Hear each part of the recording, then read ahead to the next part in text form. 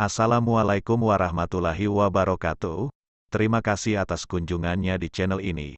Maaf kalau ada cerita atau kisah yang tidak cocok dengan penemuan Anda. Silahkan subscribe, like, and comment. Batara Kala cerita rakyat Jawa Tengah Alkisah. Hyang Girinata menginginkan melingkari dunia berbarengan istrinya. Mereka naik di atas punggung lembu Andini, terbang di angkasa. Mereka sudah usai melingkari Pulau Jawa, lantas terbang di atas samudera. Kebetulan saat matahari tenggelam, saat senja saat, cahaya matahari merah menyinari air samudera, menyebabkan pandangan indah di lautan. Hyang Guru melihat keindahan samudera, bimbang sangsi hatinya, bangkit asmaranya, lantaran mulai sejak kelahiran Wisnu, jauh dari rindu asmara, mulai sejak tersebut baru bangkit hasrat untuk berwawan asmara dengan istrinya. Namun sayang, Dewi Uma tidak ada menanggapinya, sebab rasa hati masihlah jauh untuk bersenggama. Sang Hyang Guru berkemauan keras, sang istri dipegang lantas di pangkunya dan bakal digaulinya. Sang istri menampik serta menghindar dan berkata kasar. Dikatanya Hyang Guru sangat kasar seperti raksasa, berbuat di sembarang tempat di atas punggung lembu. Sang istri mengharap supaya Hyang Guru sabar, lantaran kata Dewi Uma itu saat itu juga Hyang Guru bertaring seperti raksasa. Kama Hyang Girinata terlanjur keluar serta jatuh di samudera, menggelegar suaranya. Air samudera berdegur hebat, membual seperti diaduk. Sang Hyang Guru terasa malu, bercampur geram pada sang istri serta selekasnya mereka kembali. Air samudera masihlah hebat membual-bual, gegap gempita suaranya serta menggemparkan beberapa dewa. Surga seperti digunjang, lantas diminta carai pemicunya, selekasnya beberapa dewa pergi serta cepat jalannya. Mereka sudah tiba di sumber huru-hara, tampak dari besik laut sinar seperti matahari tengah memancarkan cahaya panasnya. Sesudah terang mereka kembali, serta melaporkan kalau yang menyebabkan huru-hara di besik laut tempat aslinya. Mereka tidak bisa mendekat, lantaran panas sinarnya seperti panas api. Sang Hyang Guru berkata, kalau yang terlihat bersinar itu bernama Kamasalah.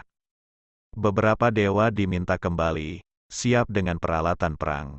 Mereka diminta memusnahkan Kamasalah yang bernyala-nyala di samudera itu dengan menimbunkan senjata padanya. Beberapa dewa selekasnya pergi, siap dengan senjata perang. Setiba di tempat yang bernyala-nyala itu, beberapa dewa berbarengan melepas panah. Seperti hujan jatuhnya, senjata gada, denda, bedama, gandi, kunta, cakra, candrasa, kapak, limpung, mosala, lori, alugoro jatuh di besik laut tempat asal sinar yang bernyala-nyala itu. Samudera seperti diaduk-aduk geloranya, Kamasalah yang sudah tertimbun panas serta senjata tak reda, bahkan juga jadi tambah besar. Sesudah hilang yang bernyala-nyala, jadilah raksasa segunung besarnya. Semuanya senjata membuat badan Kamasalah, denda jadi kepala, gada jadi leher, limpung jadi hidung, dan pipi serta pelipis, cakra jadi mata, bindi jadi paha, nenggala jadi bahu, trisula jadi bahu kiri, gada menka di dada, semuanya anak panah jadi bulu serta gigi. Raksasa itu sekonyong-konyong datang, berdiri tegak seperi gunung di atas samudera, selekasnya berliuk tubuh, bersin, seperti halilintar suaranya, dehem seperti guntur, lantas keluar dari samudera, mendekati beberapa dewa seraya memekik, berkata bertanya ayahnya. Beberapa dewa takut, mereka lari tunggang langgang, Kamasalah mengikutinya.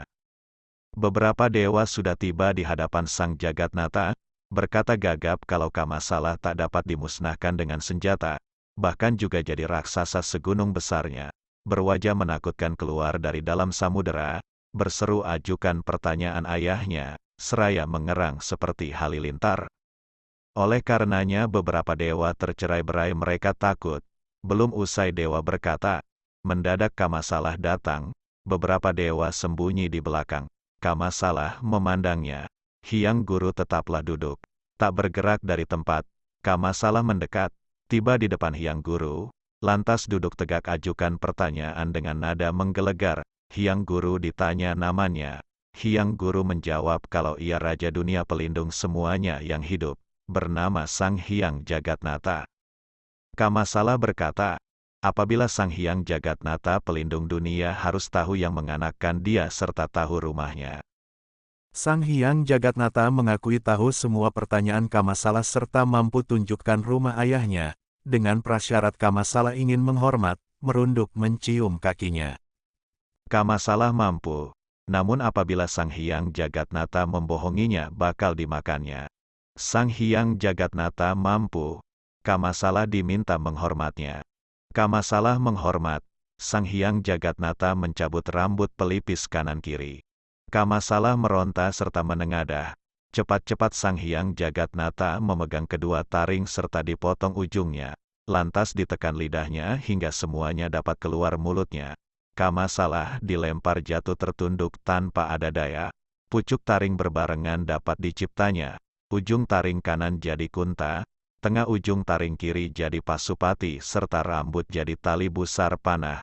Lalu Sang Hyang Guru berkata, kalau Kamasala yaitu putranya serta dinamakan Batara Saat.